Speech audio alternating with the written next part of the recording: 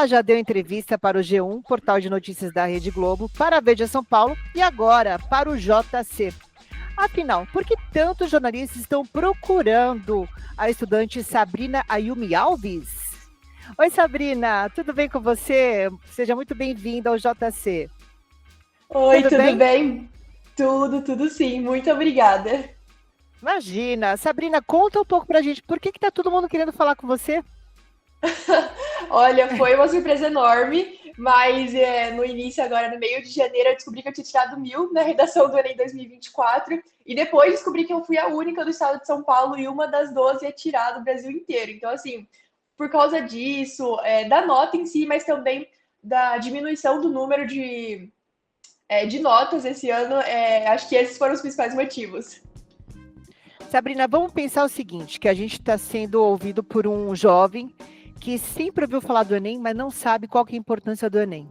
Você sabe explicar para esse jovem o que é, por que é importante fazer a prova do Enem e o que vem a partir daí do caminho? O Enem ele é super importante, assim, tem vários vestibulares, mas assim, em especial o Enem, ele tem alcance nacional, né? Então, assim, o Brasil inteiro faz, acho que foram 3 milhões, quase 3 milhões e meio de participantes no ano passado. Então, assim, é muito grande mesmo esse público. E ele abre portas para muitas universidades mesmo, assim, as federais, algumas estaduais também.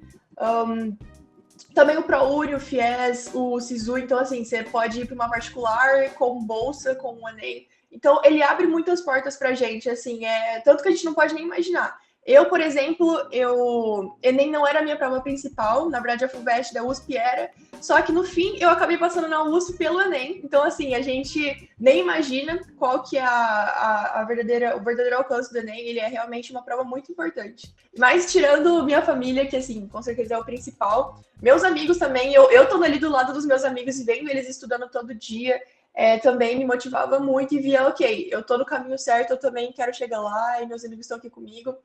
E também agora pessoas de fora, né, que eu acabei não conhecendo, mas que fizeram grande diferença nesse caminho, né? Eu posso citar o Felipe Valência, da Escola Politécnica, ele terminou o doutorado agora há pouco, né, na Escola Politécnica da USP, e ele posta vídeos no YouTube falando sobre, dando dicas.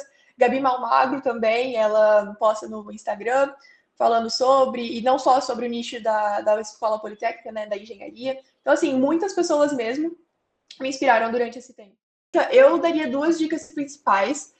Uma seria de ler bastante, tanto redações nota 1000, redações nota 50 na FUVEST, redações nota máxima, ou que foram muito bem nos vestibulares. Eu diria assim, ler bastante para você ter uma ideia, para você ter inspiração ali e criar sua própria técnica de escrita.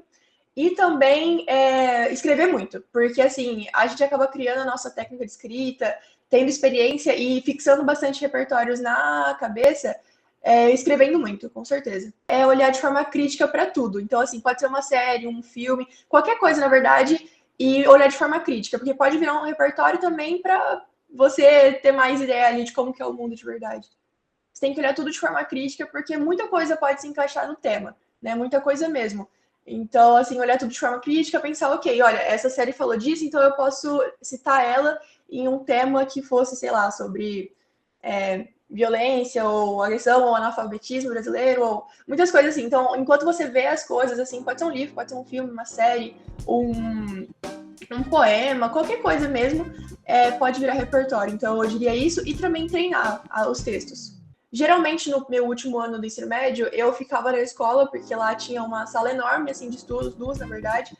Então, era um ambiente que estava todo mundo estudando. Então, você olhava pro lado, tinha alguém estudando, você até ficava com vergonha de pegar o celular para fazer outra coisa que não estudar. Então, assim, ter um ambiente propício. Mas quando eu voltava para casa, eu tentava, assim, ficava no meu quarto, em silêncio, e deixava a mesa toda arrumada, assim, só com material de estudo para não me distrair, não, assim, não estar com sono, porque realmente quando você tá com muito sono, você tá muito cansado, não tem jeito, você vai ter que ir lá descansar, não tem como estudar, senão dá dor de cabeça, vixe, não tem como. E com certeza eu diria isso, se alimentar bem e cuidar da saúde mental, porque se você tá muito ansioso, é difícil mesmo focar. Você deixou de acessar as redes sociais. Como é que foi esse processo? Tem a ver com o seu processo interior ou teve a ver, você teve a percepção que se você ficasse acessando as redes sociais todos os dias, poderia te prejudicar nos estudos? Como é que foi isso? Olha, eu diria que foi os dois, assim, tanto eu como pessoa e eu como estudante, porque, assim, O TikTok eu já não tinha um tempo, porque não estava rendendo para mim, eu ficava muito tempo lá, e não sei, não me trazia, assim, boas dicas, não me trazia bons conteúdos, então eu acabei desinstalando já logo antes do terceiro ano. Mas agora, em relação às outras redes sociais, foi tanto porque eu percebi que eu estava passando muito tempo lá, e muitas vezes vendo coisas que não eram assim, que eu poderia não ver, sabe? Depois de 5 minutos que eu vi, eu não ia usar para nada, eu não ia lembrar também. Era só assim, passando tempo. Então foi tanto como pessoa assim para, eu tenho coisas mais importantes para fazer, eu posso, sei lá, ler um livro, eu posso ficar um tempo com a minha família, quanto como estudante, porque realmente atrapalha muito. Quando a gente vê, a gente já tá lá, a gente vai fazer uma pausa, pegou o celular para ver, sei lá, o TikTok, o Instagram, e já tá lá 1 hora, então assim, já perde o foco total, então realmente foi muito importante para mim me distanciar nesse ano ali das redes sociais.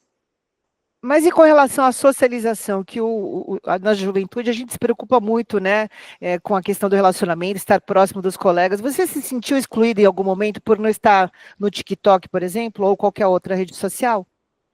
Não, eu diria que excluída não. Assim, no máximo, durante uma conversa, eu não ia estar a par do que eles estavam falando sobre, sei lá, um nicho específico da internet, um meme específico, ou alguma notícia muito pequena, muito assim, dos famosos, que eu não fiquei sabendo, né?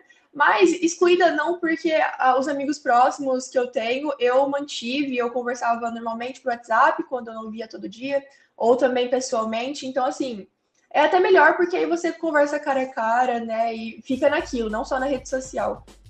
Meus planos para o futuro são ir para São Paulo para estudar na USP, na Escola Politécnica da USP, né, na Poli.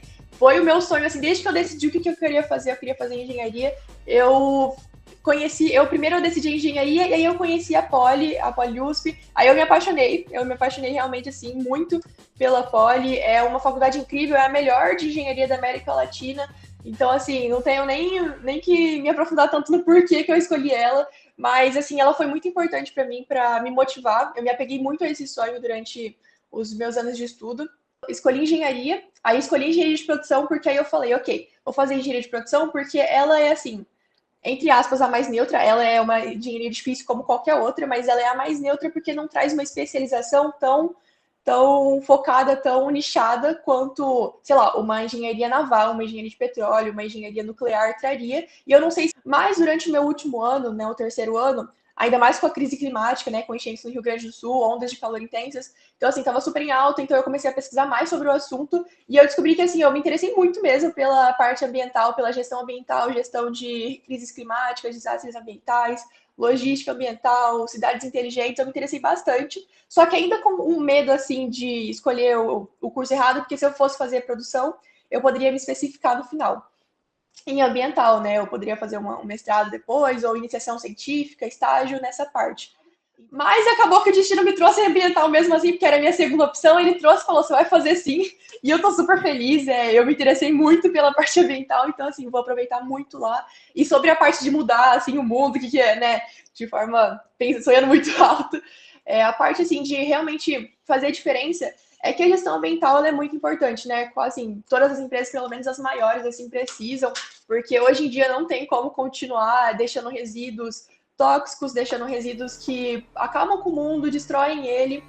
E então, assim, as consequências estão batendo na porta, né? Já estão batendo há muito tempo, mas a gente está vendo principalmente agora com enchentes, com ondas de calor, com, vixe, muito mais coisas, muito mais situações que a gente não consegue nem contar. Então, assim, muito importante mesmo essa parte, cuidar do meio ambiente, do mundo, porque nos afeta diretamente. Mesmo que a gente não perceba, afeta, assim, diretamente.